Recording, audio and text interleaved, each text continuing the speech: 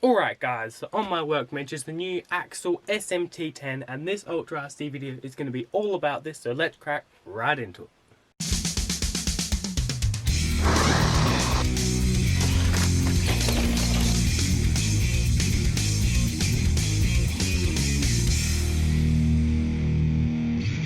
So I was lucky enough to get this car from Modelflight to do a video for them, and I've done that, so definitely go and check that video out so you can see the overview and the run video of this, but this is going to be more about my opinions on it. So this is the ready to run version. There's also a kit version.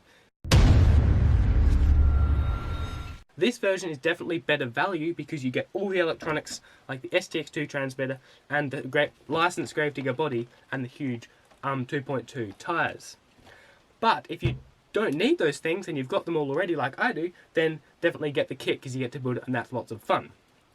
So, what's actually in here? I'll run through it nice and quickly.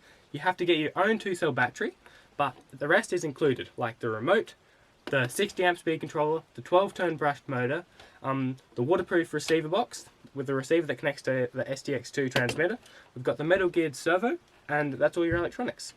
We've been testing this thing out a lot to see what it's really capable of, and I've been really impressed. We've been doing lots of jumps. We've been jumping off cars.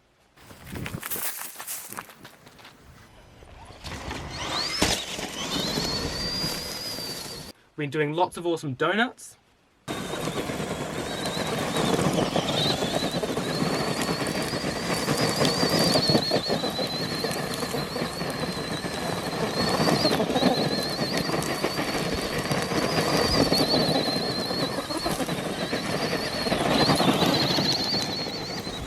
So this car does have an open differential, which means that it's not as good at crawling as an SCX10 say, but it is better at being a monster truck, but it was still pretty good at crawling. Let me show you this clip now.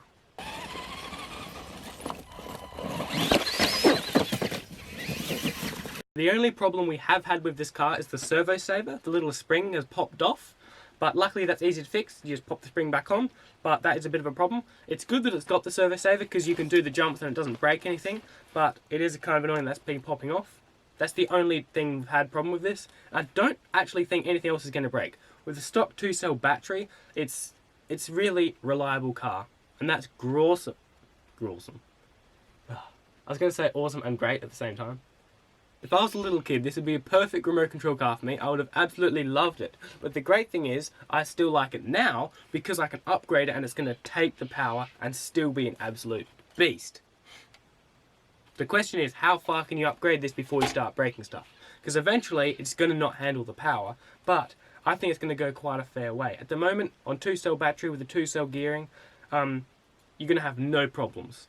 If you upgrade to 3-cell, which means you change the gearing and put the bigger battery in, or don't even change the gearing, just check the 3-cell in, you're going to have a lot more power. It's going to be a lot funner to drive, but you're not going to be driving as often because you're going to have to fix stuff. So the great thing about Axial is if you leave their cars stock, you really don't have many problems at all. And if you upgrade them, they can normally handle the power. Like my UMG Hick, it can do a backflip on the spot, and it can handle the power, which is awesome. The sway bar keeps the car stiffer on acceleration because the body follows the rear axle and the front is more loose. You can see if I lift the front axle, the body stays still, and if you lift the rear axle, the body moves with it because it's sort of locked to that. It's still got all the movement though. I'll just take the body off, which is 4 body clips, which do have the little rubber things, which is great. And underneath you'll see there's the full cage under here. But I think that this is an awesome platform for an awesome project. You can upgrade the power, it's going to take the power, it's going to be able to not only drift around the corners but just shred the corners. Yeah, so what I'm going to do is add some panels, then you can put a body over that, right? And I've been experimenting with all the bodies to see what actually would fit. And the Coyote over there, you could use that body, but you sort of have to cut the bed out, so you'd have this in the bed. And there's so many options on here to adjust the shocks and things, shock mounts everywhere, which is actually, it's more than I was expecting. You know, they always say adjustable shocks, but no, really, that is adjustable. Well, that's really adjustable. You could actually change this a lot. And see, I think this car still looks awesome just like this without a body. Alright, so let me do a quick comparison because this car is 10 scale, but it's actually quite a lot larger than I was expecting. So this is the SMT10, and this here is an actual SCX10 deadbolt. You can see it's quite a lot larger. Alright, so now I'm going to take this thing outside and show you what it can do.